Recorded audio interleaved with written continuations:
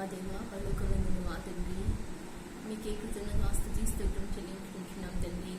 ఈ యొక్క సమయంలో మీ పాసనికి ఎదుగు రావడానికి మీ చూపిన కృపంతటిని బట్టి స్తుతిస్తూ ఉన్నాను, ఆరాధిస్తూ ఉన్నాను.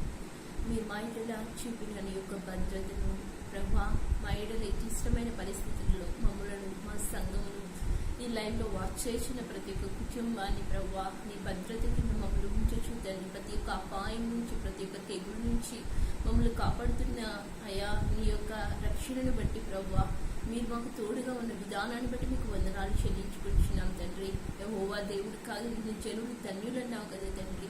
ఆ విధంగా ప్రభా అట్టి ధన్యతను ప్రభా మాకు మీరు ఇచ్చిన విధానాన్ని బట్టి మీకు స్తోత్రం చెల్లించుకుంటున్నాం. నీ యొక్క వాక్య భాగంలోకి వెళ్ళిచుండగా వాక్యమై ఉన్న యేసయ్య, వాక్యం ద్వారా ప్రతి ఒక్క బిడ్డతో మీరు మాట్లాడండి.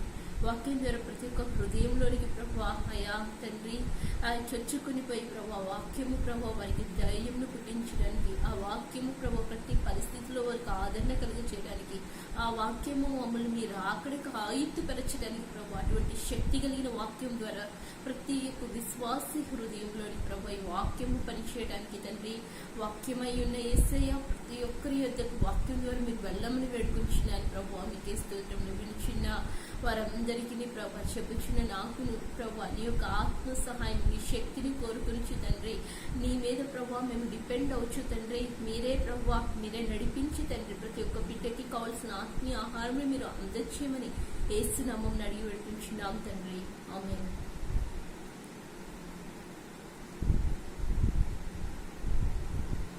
ఈ యొక్క సమయంలో ఈ యొక్క భయంకరమైన క్లిష్టమైన పరిస్థితుల్లో ప్రపంచం వెలిచి ఉన్నప్పటికీ కూడా దేవుడు ఆయన బిడ్డలకి ఆయన ఇచ్చుచున్న ఆశ్రయము, ఆయన ఇచ్చుచున్న భద్రత ఎంతో గొప్పది అని మనం చెప్పుకుంటూ ఉండాలి. నిజమే, ఆయన భద్రత కింద మనం అందరం ఉండి ఉన్నాం కాబట్టి నేటి దినాన మనం దేవుని మనం ఆరాధించగలుగుతూ ఉన్నాం, స్తుతించగలుగుతూ ఉన్నాం.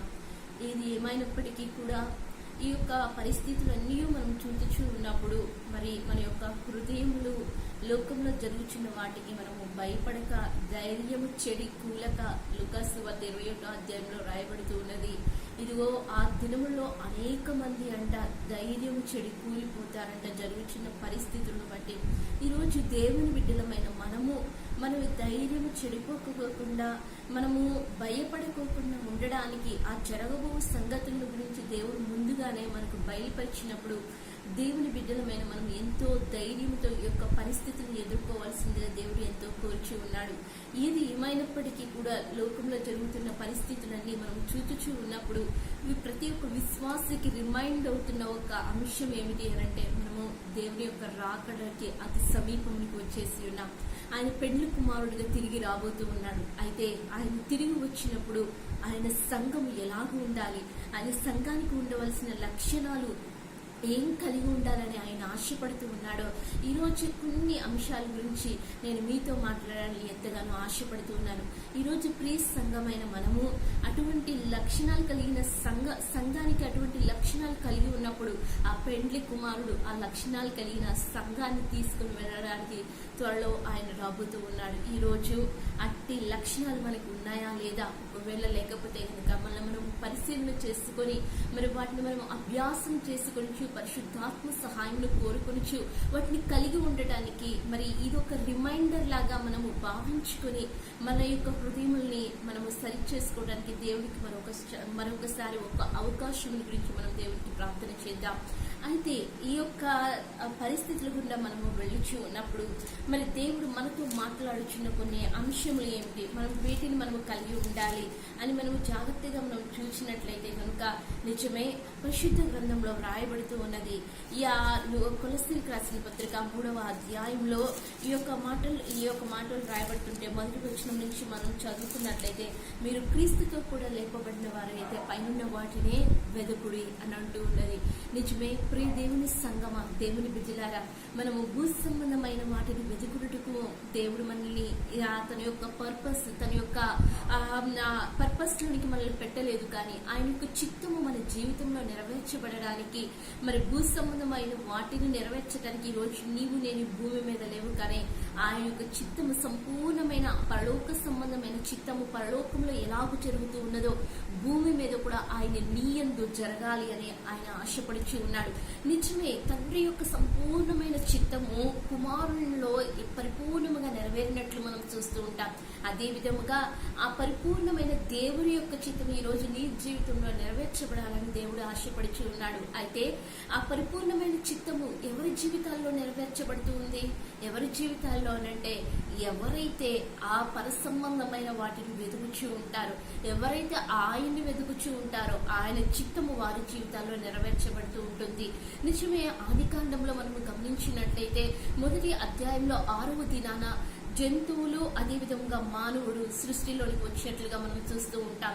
ఈ రెండు కూడా ఒకే దినాన చేయబడ్డాయి. అయినప్పటికీ కూడా వారి యొక్క సృష్టి యొక్క నిర్మాణ క్రమంలో వాటిని చేసిన నిర్మాణ క్రమంలో మనం జాగ్రత్తగా గమనించినట్లయితే చాలా తేడా కనబడుతూ ఉంటుంది. ఒకే ఒక్క తేడా ఏంటది అని అంటే వాటికి దేవుని యొక్క జీవాత్మని దేవుడు ఉంచలేరు, కానీ మానవునికి జీవాత్మని దేవుడు ఇచ్చి ఉన్నాడు.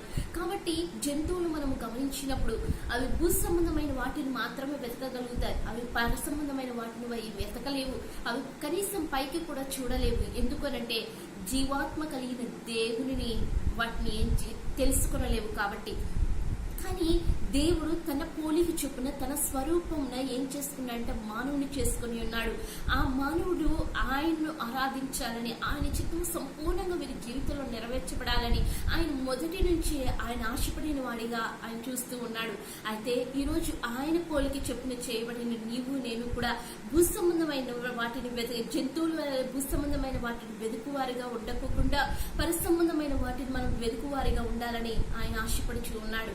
ఈరోజు మరి పాత నిబంధన అంతయు మనం గమనించినట్లయితే పాత నిబంధన అంతయు మనం గమనించినట్లయితే పాత నిబంధన అంతయు దేవుడు భూ సంబంధమైన ఆశీర్వాదం ఇచ్చినట్లుగానే మనం చూస్తూ ఉంటాం. కానీ మనం న్యూ టెస్ట్మెంట్కి వస్తే, క్రొత్త నిబంధనకు వస్తే దేవుడు అన్ని కూడా మరి ఆయన భక్తులకి పరలోక సంబంధమైన ఆత్మ సంబంధమైన వాగ్దానాలు, ఆత్మ సంబంధమైన ఆశీర్వాదాలు ఇచ్చినట్లుగా మనం చూస్తూ ఉంటాం. ఈ రోజు ప్రియ సహోదరి సహోదరుడ, క్రొత్త నిబంధనకు వచ్చి ఉన్న నీవు నేను కూడా ఈ భూ సంబంధమైన వాటన్నిటి కంటే ఏది ప్రాధాన్యమైనదో, ఏది విలువైనదో దానిని మనము గ్రహించి ఆ పరసంబంధమైన ఆశీర్వాదమును పొందుకొనుటకు మనం ఇహలోకమును సమస్తమును మన యొక్క స్వయమును విడిచిపెట్టిన వాటిని పొందుకోవడానికి మనం ప్రయాసపడవలసిన వారమై ఉన్నాం. వాటిలో కొన్ని అంశంలో మనం జ్ఞాపకం చేసుకున్నట్లయితే ఈ రోజు ఆ పరసంబంధమైన ఆశీర్వాదాలు నీవు నేను పొందుకొని ఆయన రాజ్యానికి చేర్చబడాలి అంటే ఈ రోజు మొదటిగా నీకు ఉండవలసిన విశ్వాసంలో మార్పు రావాలి. ఎటువంటి విశ్వాసం ఈ రోజు నీవు నేను కలిగి ఉండాలి అనే అంశం గురించి మొదటిగా నేను మాట్లాడుతూ ఉన్నాను. మరి మనకు ఉండవలసిన విశ్వాసాన్ని గురించి మాట్లాడేటప్పుడు పరిశుద్ధ గ్రంథంలో నుంచి ఒక చిన్న కాంటెస్ట్ ని మీ ఎదుట నేను పెట్టాలని ఆశపడుతూ ఉన్నాను. ఒక యజమానికి ఒక దాసుడు ఉన్నాడు. ఆ దాసుడు ఎంతో నమ్మకమైన వాడు. ఆ యజమానికి ఎంత నమ్మకమైన వాడు అనంటే యజమాని చెప్పిన ప్రతి ఒక్క పనిని ఆ దాసుడు ఎంతో చక్కగా నెరవేరుస్తూ ఉండేవాడు. ఆ యొక్క దాసుడు అంత నమ్మకత్వాన్ని కనపరచుటను బట్టి, తన యజమానుడు చెప్పిన ప్రతి పనిని నమ్మకంగా నెరవేర్చుటను బట్టి యజమానుడు ఆ దాసుని చూచినప్పుడు ఎంతో సంతోషించేవాడు, ఎంతో ఆనందం కలుగుతూ ఉంటుంది. అవును కదా ప్రియ సహోదరి సహోదరుడా, మనం కూడా మన తల్లిదండ్రుల మాటలు విన్నప్పుడు, మన తల్లిదండ్రుల మాటలు తూచా తప్పకుండా చేసినప్పుడు తల్లిదండ్రులు ఎంతో సంతోషిస్తూ ఉంటారు కదా. అదే విధముగా దేవుని యొక్క మాటలు మనం విన్నప్పుడు దేవుడు మన పట్ల ఎంతో సంతోషించేవాడిగా ఉంటూ ఉంటాడు.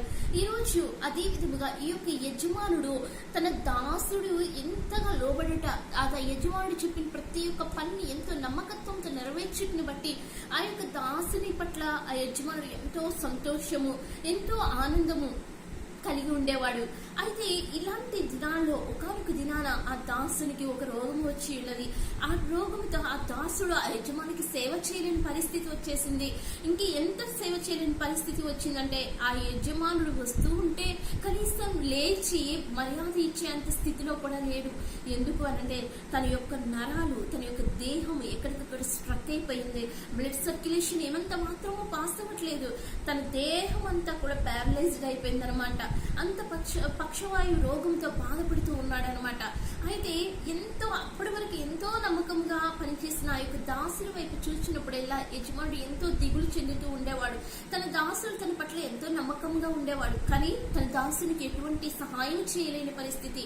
ఆ యజమానికి ఎంతో ఆస్తి ఉండవచ్చు, కానీ ఆ యొక్క దాసునికి ఆరోగ్యం తిరిగి ఇవ్వలేని పరిస్థితి. ఇలాంటి పరిస్థితుల్లో ఆ దాసుని చూసినప్పుడల్లా ఆ యొక్క యజమానుడు మరి ఎంతో బాధ్యతతో, ప్రేమతో, విచారంతో ఉండేవాడు. అయితే కానీ ఆ దాసుని ఎంతో బాధ్యతతో ఏం చేస్తూ ఉన్నాడంటే, తను లేవకపోయినా వేరే యొక్క దాసులకి తన యొక్క బాధ్యతలను అప్పగిస్తూ ఉన్నాడు. కానీ దాసుడు ఏం ఆలోచిస్తూ ఉన్నాడో తెలుసా?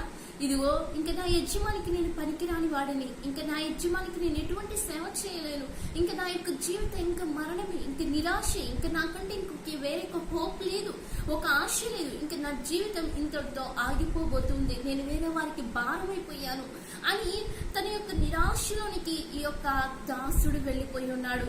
ఇలాంటి పరిస్థితులు గుండా ఒక యజమానుడు, ఒక దాసుడు ఇలాంటి పరిస్థితులు, ఇలాంటి ఆలోచనలు గుండా, నిరాశ వైరాగ్యము గుండా వెళ్ళిచి ఉన్న పరిస్థితుల్లో ఒకరోజు ఈ యొక్క యజమానుడు ఎంతో సిద్ధపడుతూ ఉన్నాడు బయటికి వెళ్ళడానికి. సిద్ధపడుతూ ఆ యొక్క ఇంట్లో నుంచి బయటకు వెళ్తూ ఉంటే దాసుడు అనుకుంటూ ఉన్నాడు, నా యజమానుడు చక్కగా రెడీ అయ్యాడు, ఎక్కడికో వెళ్తూ ఉన్నాడు అని అనుకుంటూ ఉన్నాడు.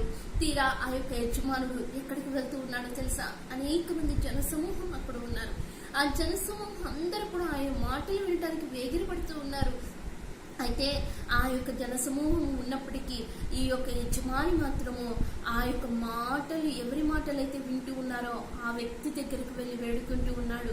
ఏమనో తెలుసా ప్రియ సహోదరి సహోదరుడా, నాకు ఒక దాసుడు ఉన్నాడు, ఆ దాసుడు ఇప్పుడు ఏం చేయలేకపోతూ ఉన్నాడు అంటే మరణానికి దగ్గరలో ఉన్నాడు, పక్షవాయువు రోగంతో పడి ఉన్నాడు. అయితే ఆ యొక్క వ్యక్తిని స్వస్థపరచమని ఏం చేస్తూ ఉన్నాడంటే వేడుకుంటూ ఉన్నాడు. ఈ యజమాని ఎవరో తెలుసా? 100 మందికి అధిపతి ఆ యొక్క యజమాని.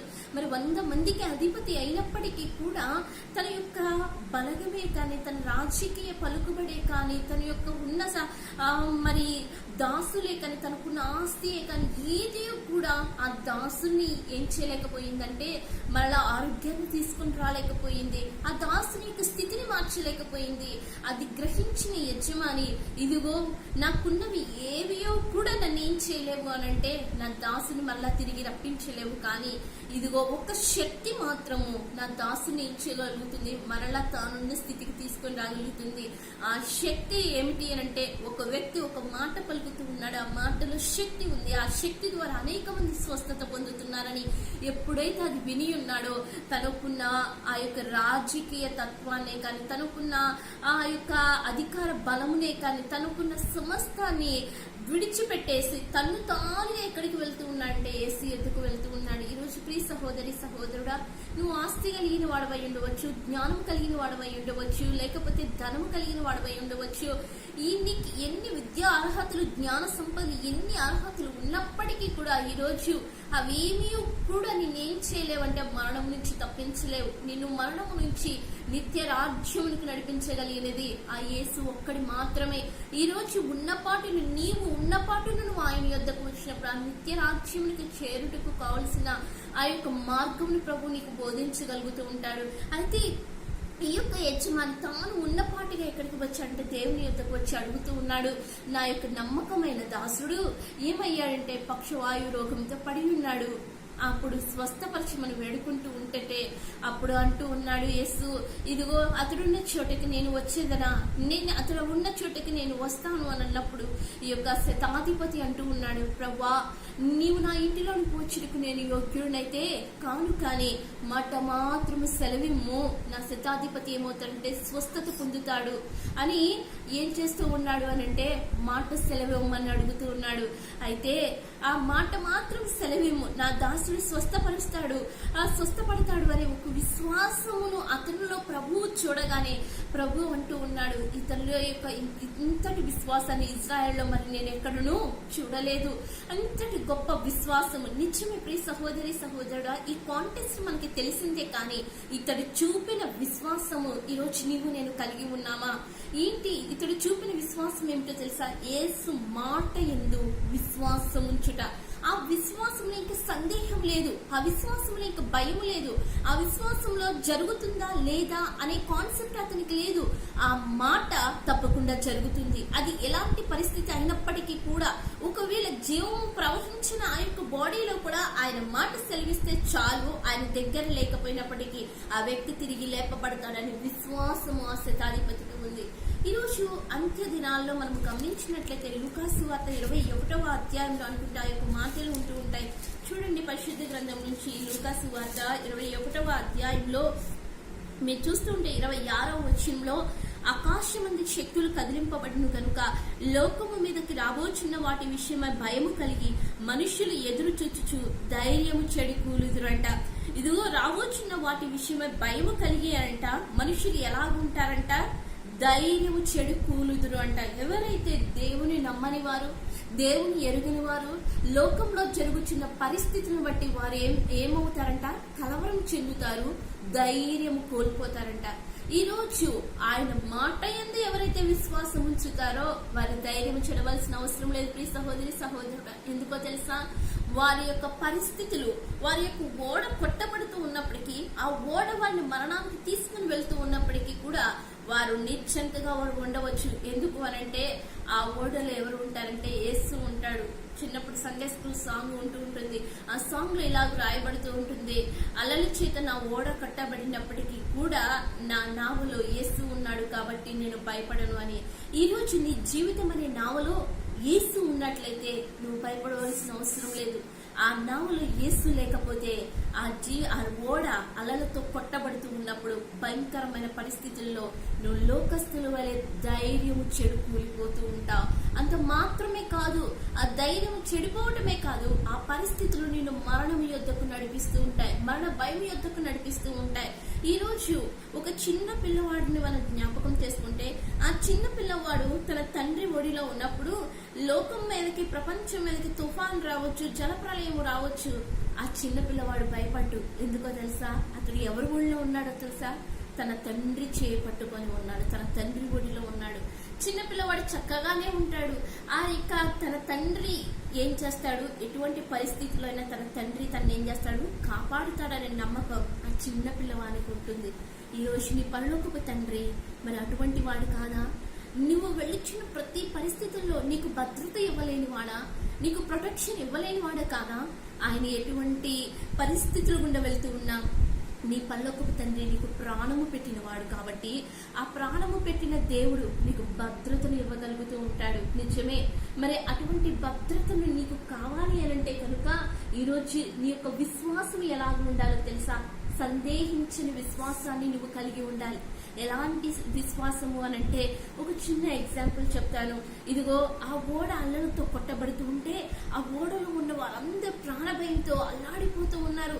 వారికి తెలిసిన దేవుళ్ళందరికీ మొక్కుకుంటూ ఉన్నారు, అయ్యో మమ్మల్ని రక్షించు అని. ఆ అలలతో కొట్టబడుతున్న, ఆ సముద్రంలో అలలతో కొట్టబడుతూ ఉన్నప్పుడు అందరూ ఏం చేస్తూ ఉన్నారంట, ప్రాణభయంతో వారి దేవుళ్ళకి ప్రార్థన చేస్తూ ఉంటే ఒక వ్యక్తి మాత్రం చింతగా నిద్రపోతూ ఉన్నాడు. ఎవరా వ్యక్తి? యోనా. ఎలా నిద్రపోతూ ఉన్నాడు? భయం లేదు, చీపు లేదు, చింత లేదు. చింతగా ఏం జరిగినప్పటికీ కూడా నాకు ఏం కాదు అని అనుకుంటూ నిద్రపోతూ ఉన్నాడు. మీ సహోదరి సహోదరుడా, నిజంగా ఒక విశ్వాస యొక్క స్థితి అదే కదా. ఒక నిజమైన విశ్వాస యొక్క స్థితి ఏంటిదో తెలుసా? నాకు ఏం జరిగినా, లోకంలో ఏమవుతూ ఉన్నా కానీ నేను ప్రశాంతంగా పడుకుండేదని, ప్రశాంతంగా లేస్తాను. ఎందుకు అనంటే కనుక ఏమి జరిగినా నా నావలో యేసు ఉన్నాడు, నా నావను యేసు నడిపించుచూ ఉన్నాడు. నేను లోకస్తుల వల్ల నేను భయపడాల్సిన అవసరం లేదు. ఈ యొక్క విశ్వాసము ఒక వ్యక్తిని నిశ్చయితలోనికి నడిపించాలి.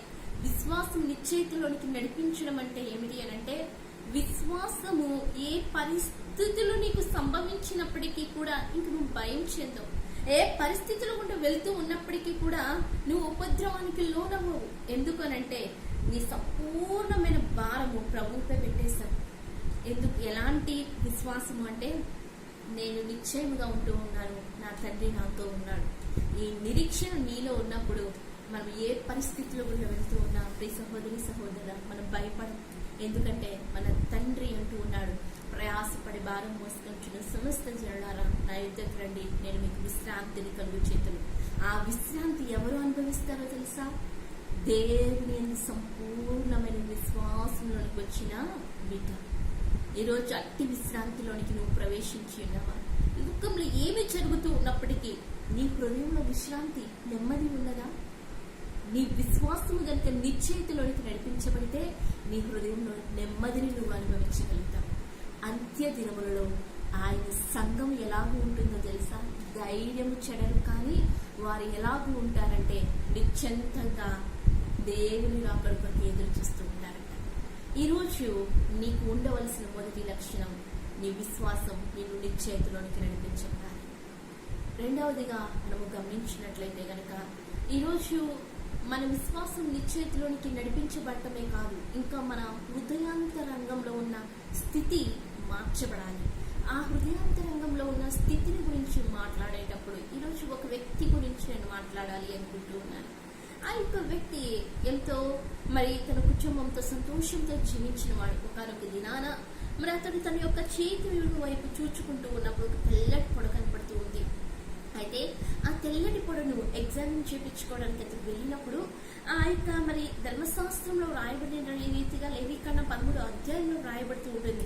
ఒక వ్యక్తి శరీరము మీద ఒక తెల్లటి పొడ వస్తే ఏం చెయ్యబడాలో దేవుడు అక్కడ విధులు చెప్తూ ఉన్నట్లుగా మనం చూస్తూ ఉంటాం. అయితే ఈ యొక్క వ్యక్తి ఎగ్జామిన్కి వెళ్ళినప్పుడు ఆ యొక్క యాజకుడు చెప్తూ ఉన్నాడు, ఏమని తెలుసా? ఇదిగో ఈ తెల్లటి కూడా నువ్వు ఎగ్జామిన్ లో ఐసోలేషన్ లో ఉండాలి. ఎన్ని దినాలు తెలుసా? 7 దినాలు ఐసోలేషన్ లో ఉండాలి. ఆ 7 దినాల ఐసోలేషన్ అయిపోయిన తర్వాత మరొకసారి నువ్వేం చేయాలంటే చెక్ చేయించుకోవడానికి రావాలి. సో ఈ 7 దినాలు ఈ యొక్క వ్యక్తి ఏం చేయబడాలి అంటే తన కుటుంబానికి వేరుగా ఉండాలి. ఎందుకంటే ఈ పొడ వేరే వారికి రాకూడదు కాబట్టి ఈ యొక్క స్థితి వేరే వారికి రాకోకుండా ఉండాలి అని అంటే కనుక ఆ వ్యక్తి సమాజానికి దూరంగా ఉండాలి. ఇప్పుడు మనం అదే చూస్తూ ఉన్నాం, లోకంలో అదే కదా జరుగుతూ ఉన్నది. సో ఈ వ్యక్తి కూడా ఐసోలేషన్ లో 7 దినాలు ఉంటూ ఉన్నాడు. 7 దినాలు అయిపోయిన తర్వాత మరొకసారి చెక్ చేయించుకోవడానికి వెళ్తూ ఉన్నాడు. ఆ వెళ్తూ ఉన్నప్పుడు ఆ మరొకసారి చెక్ చేయిస్తూ ఉంటే ఆ యొక్క యాజకుడు చెప్తూ ఉన్నాడు, మరొక 7 దినాలు మళ్ళీ ఐసోలేషన్ లో ఉండాలి నువ్వు అని అన్నప్పుడు మరొక 7 దినాలు ఐసోలేషన్ లో ఉంటూ వచ్చాడు. ఆ 7 దినాలు అయిపోయిన తర్వాత మరలా యాజకుడి దగ్గరికి వెళ్లి తన పొడను చూపించుకుంటూ ఉంటే ఆ పొడ పక్కన ఇంకొక పొడ రావడం స్టార్ట్ అయిపోయింది. అంటే అప్పుడు కన్ఫర్మ్ చేశాడు. ఏంటిది కన్ఫర్మ్ అంటే ఇతడికి పాజిటివ్ వచ్చేసింది ఈ డిసీజ్ కి. ఏంటది అంటే ఆ డిసీజ్ కుష్టు రోగం అనమాట. ఆ కుష్టి రోగం అతనికి కన్ఫర్మ్ అయినప్పుడు ఇప్పుడు ఏం చేయబడాలంటే అతని సమాజంలో ఉండడానికి వీలు లేదు, తన కుటుంబంతో ఉండడానికి వీలు లేదు. ఈ రోగము వేరే వానికి సంభవించకూడదంటే తన కుటుంబాన్ని విడిచిపెట్టాలి, సమాజానికి దూరంగా ఉండాలి, సమాజానికి దూరముగా తత్తుడు జీవించాలి. ఇంకా తన జీవితంలో మరణము తప్పితే మరలా ఆ యొక్క రోగం నుంచి స్వస్థపరచబడడానికి టాబ్లెట్స్ లేవు, వ్యాక్సిన్స్ లేవు. ఇంకా ఈ యొక్క కుష్ఠ రోగం వచ్చి ప్రతి ఒక్క వ్యక్తి మరణానికి అర్హుడు. ఈ యొక్క వ్యక్తి తన ఇంటిని విడిచిపెట్టేసి సమాజానికి దూరంగా నివాసం ఉండడానికి, ఎక్కడైతే కుష్ఠ రోగులు సమాజానికి దూరంగా ఉంటారో అక్కడ ఉండడానికి బయలుదేరి వెళ్తూ ఉంటాడు. ఇంకా తన జీవితంలో ఇంకా నిరాశ నిస్పృహ, ఇంకా జీవితం మీద ఆశలు అతనికి లేవు, సమస్తమును కోల్పోయాడు. ఇప్పుడు ఎక్కడికి వెళ్తూ ఉన్నాడంటే మరణం కోసం ఎదురు చూస్తూ వెళ్తూ ఉన్నాడు. ఇంకా ఎంత కాలం అక్కడ ఉన్నాడో ఆ కుష్ఠ రోగంతో మనకైతే తెలియదు. కానీ ఆ యొక్క వ్యక్తిని మనం గమనించినట్లయితే తన తోటి సహోదరులతో ఎంతో కాలం ఆ కుష్ఠ రోగమును అనుభవిస్తూ ఇంకా తన జీవితంలో మరణము కోసం ఆ కుష్టి, ఆ తెల్లపొడి ఇంకా తన శరీరం అంతా వ్యాపిస్తూ ఉన్నప్పుడు ఇంకా దాన్ని చూచుకుంటూ మరణము ఎప్పుడు వస్తుందా అని తను జీవితంలో సమస్తమును కోల్పోయి ఎదురు చూస్తున్న సమయంలో తనకొక ఆశ మొదలైంది. ఆ ఆశ ఏమిటో తెలుసా ప్రియ సహోదరి సహోదరుడా? అతడు ఉంటున్న స్థలానికి యేసు రాబోతూ ఉన్నాడు. ఆ యొక్క మాటను విన్నాడు. ఆ మాటను వినిన వెంటనే అప్పుడు దాకా నిరాశలోకి ఉన్నవాడు, అప్పుడు దాకా మరలా నా యొక్క కుటుంబాన్ని కలవను, ఇంకా నా జీవితంలో నా కుటుంబాన్ని నేను చూడను అని అనుకున్నవాడు, నా జీవితంలో ఇంకా ఆశలు చిగురిస్తాయా, మరలా నేను అభివృద్ధిలోనికి పొందుతానా, మరలా నేను వెళ్ళి సంతోషంగా జీవించగలుగుతానా అని అనుకున్న వాడికి ఒక ఆశ ప్రారంభమైంది. ఎందుకో తెలుసా? ఆ వచ్చుచున్న యేసు ఎవరో తెలుసా? ఎంతమంది ఐసోలేషన్ లో ఉన్నా, ఎంతమంది మరణానికి దగ్గరలో ఉన్నా అలాంటి వ్యక్తులను కూడా తన మాట ద్వారా, తన యొక్క శక్తి ద్వారా ఏం చేయగలడు? స్వస్థపరచగలడు. ఈరోజు ఆ వ్యక్తి యొద్దకి ఉన్న పాటును వీరు వెళ్ళడానికి వారు ఇష్టపడి ఉన్నారు. ఇష్టపడి యేసు ఆ మార్గమును గుండా వస్తూ ఉంటే లూకాసు వార్త 17వ అధ్యాయంలో 11వ వచనం నుంచి 21వ వచనం వరకు మనం జాగ్రత్తగా గమనించినట్లయితే ఆ యొక్క లూకాసు వార్త 17వ అధ్యాయము 13వ వచనంలో యేసు ప్రభువా మమ్మను కరుణించుమని కేకలు వేసిరి. వారు దూరమును నిలిచారంట. దూరమును నిలిచి కేకలు వేస్తూ ఉన్నారంట. యేసు ప్రభువా మమ్మను కరుణించు అని అన్నప్పుడు యేసు వారి మీద జాలిపడి మీరు వెళ్లి యాజకులకి మీ దేహమును కనపరుచుకోండి అన్నప్పుడు వెంటనే వారందరూ కలిసి వారి దేహముని యాజకుని కనపరుచుకోవడానికి వారి సమాజంలోకి వెళ్తూ ఉన్నప్పుడు ఎంతో ఆనందం, సంతోషం. ఎందుకో తెలుసా, తమ జీవితంలో మరలా నేటి దినము వస్తుందని వాళ్ళు ఏనాడూ ఊహించలేదు. సమస్తముని ఇంకా మేము కోల్పోయాము, మరలా తిరిగి పొందుకుంటామనే ఆశతో వారికి లేనేలేదు. కానీ యేసుని వారిని కలిగి ఉన్న తర్వాత కోల్పోయింది మరలా తిరిగి పొందుకోవటము, ఏదైతే వారు మరలా పొందుకోలేము అని వారు ఆశించి ఉన్నారో, ఏదైతే తలంచి ఉన్నారో ఇప్పుడు అవన్నీ తారుమారయ్యాయి. నిజమే ప్రియ సహోదరి సహోదరుడా, ఆ యేసుని నీవు కలుసుకున్నప్పుడు నీ జీవితంలో ఏదైతే సంతోషం, ఇంకా నా జీవితంలో సంతోషం లేదు, సమాధానం లేదు అని నువ్వు దిగులు చెందుతూ ఉన్నావో, యేసుని నీవు కలుసుకుంటే నీ హృదయంలో సంపూర్ణమైన సంతోషం నీవు అనుభవించగలుగుతావు. అది పరిస్థితులను బట్టి వచ్చేది కాదు. ఆ సంతోషము లోకంలో ఉన్న వారికి పరిస్థితులను బట్టి వారు సంతోషం, సమాధానం కలిగి ఉంటారు. కానీ ఈ రోజు నిజమైన క్రైస్తవుడు పరిస్థితులను బట్టి అతను సంతోషించడు, కానీ తన జీవితంలో ఎల్లప్పుడూ సంతోషంగానే ఉంటాడు. ఎందుకంటే యేసు ఇచ్చే సంతోషము తన హృదయంలో ఎల్లప్పుడూ కూడా సంపూర్ణమైన సంతోషం, సమాధానం ఇస్తూ ఉంటుంది. ఇప్పుడు వీరు వెళుతూ ఉంటే వారి దేహములు ఏమవుతూ ఉన్నాయంట, నెమ్మదిగా స్వస్థత పొందడం ప్రారంభించబడ్డాయంట. అయితే ఆ యొక్క వ్యక్తి స్వస్థత రాగానే మరలా ఎక్కడికి వచ్చాడంట, ఏసీ యొద్దకు వచ్చాడంట. ఏసీ యొద్దకు వచ్చి కన్నీటితో ఏమంటుందంటే, ప్రభా నా జీవితంలో మరలా నేను స్వస్థత పొందుతానని నేను ఏనాడు అనుకోలేదు, మరలా నా కుటుంబం యొద్దకు వెళ్తానని నేను ఏనాడు అనుకోలేదు. ఇదిగో తండ్రి, నేను అడిగిన వెంటనే నన్ను స్వస్థపరిచావు తండ్రి.